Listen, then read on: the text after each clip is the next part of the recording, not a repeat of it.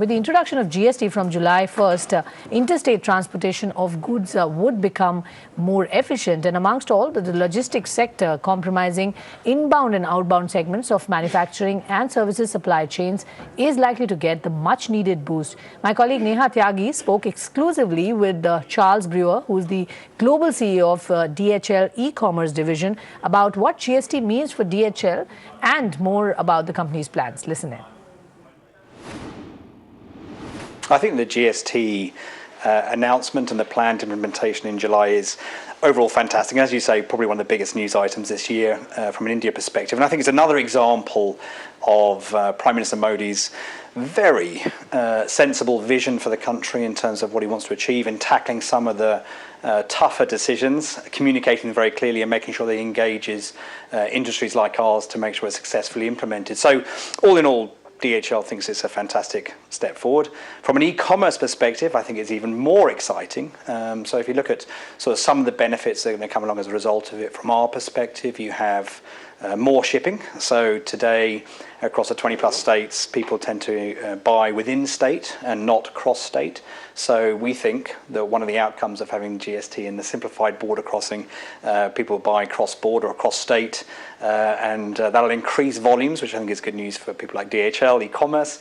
Secondly, it's going to obviously improve productivity. We drive a lot of trucks. We have over 10,000 vehicles here in India. A lot of them move across state. And so just that ease of going across the border, simplifying, shortening driver times will improve productivity, which has a direct cost impact. And thirdly, I think one of the things that's a little bit unknown, I've seen lots written about it in terms of potential warehouses and fulfillment consolidating down to 1 or 2 or 3 as opposed to 22. I'm not so sure that's exactly where it'll end up, because people want to have product as close to the customer as possible, but it will reduce. And if it reduces, that means there's going to be a bigger desire to move things faster, and that's what Blue Dart does here really, really well. So when we talk about warehouses, are we going to see any kind of centralization, consolidation? Are you going to close down some of them? Are you going to sort of build bigger warehousing? What is going to happen on the ground? Well, from our perspective, no. We are expanding our footprint, not reducing our footprint. In fact, in the last 6 months or so, we've increased our coverage reach within India by 1,000 pin codes to 5,600. So most of what we're doing, investing in, is actually expanding reach, expanding service, expanding products. But there is, as I mentioned earlier, there is certainly a certain amount of talk about companies, merchants, brands consolidating warehouses and shipping from Mumbai to Bangalore or to Delhi or to wherever it may be cross-state, as opposed to having warehouses in those states. Again, I want to preface that comment with, I'm not 100% sure that's exactly how it'll turn out.